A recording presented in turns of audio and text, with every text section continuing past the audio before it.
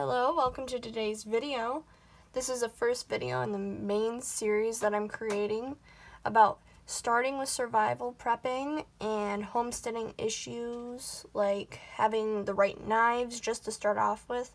Most of these items are under $50, so let's get started. This first knife here is a para-frame clip folding knife. It's stainless steel. All Gerber knives, as far as I know, do come with a safety silicone, I believe, type clip on the top. Has a serrated edge and an easy single hand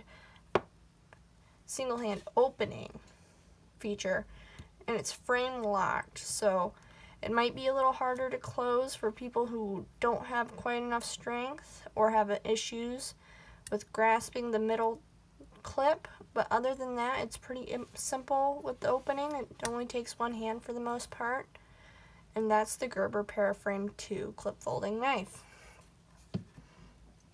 Second one is the Freeman Guide Folder. It's a gut hook folding knife. It does come with a case, so this comes together, and this case does also hold the Paraframe 2. Has a gut hook, which is obvious what it helps do. It helps open up the guts of any type of animal. If you are skinning or butchering or anything like that, it makes it a whole lot easier. Again, it has the frame lock, so it might be a little harder to close, but other than that, it's really simple with opening. Opening it just takes one hand. Easy, just like that. Next thing that you might want to get is a fire starter, especially if you're in prepping and survival. Fire starters like these, this is a Coghlan's, I believe that's how it's called. It comes with a magnesium or a ferrum rod and a type of steel. It can be stainless or just normal iron where I'm not going to do this because I'm indoors, but you do just run it along the rod, and it creates sparks for ease of creating fire. But the main thing with these is eventually you will run out. So it's good to have a lot of different types of these. This, I believe, was about $10. Good for if it's raining. As long as this is dry, you can create sparks. A great thing to get when you're starting out is books. I like getting the National Audubons. I have almost every single book in the National Audubon North American series. It shows you foot patterns, actual color pictures of them if you get the right books, and it'll tell you exactly what the ranges are. It's great to know what animals you have in your area. And the surrounding areas, because animals like to travel. It's not uniform where you're going to find snakes, especially rattlesnakes. They like to cross over state borders. We think our state borders are intact, but for animals, they can go outside of their range if need be. Good thing to have is pocket guides.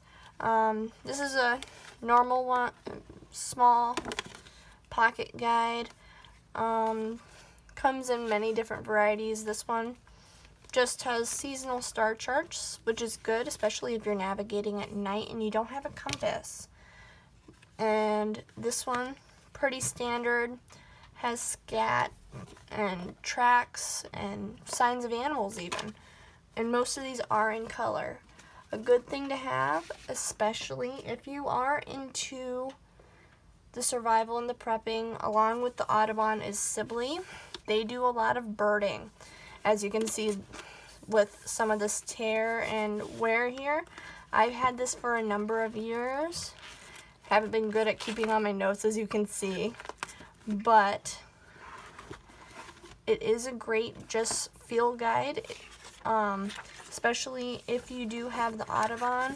You can use this to keep track of what you see in your area.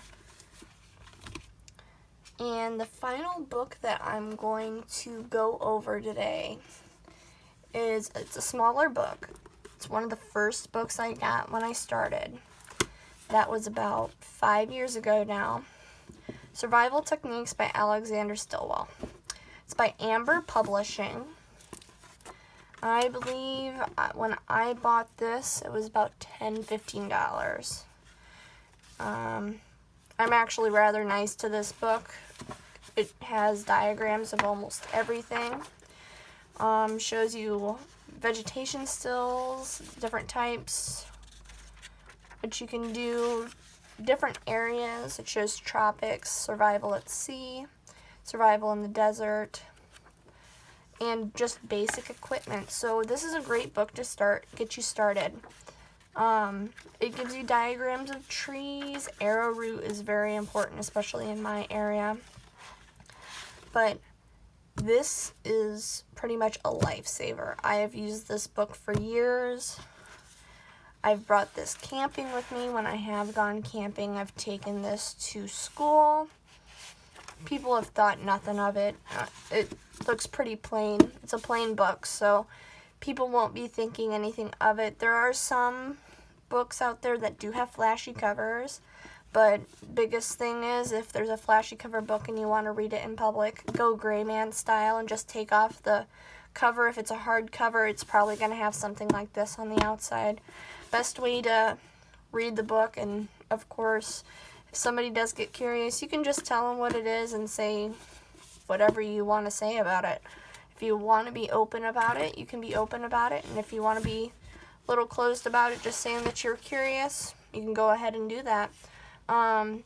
That's today's video for the most part. Thank you for watching. This is Bright Path Homestead. I'll see you next time.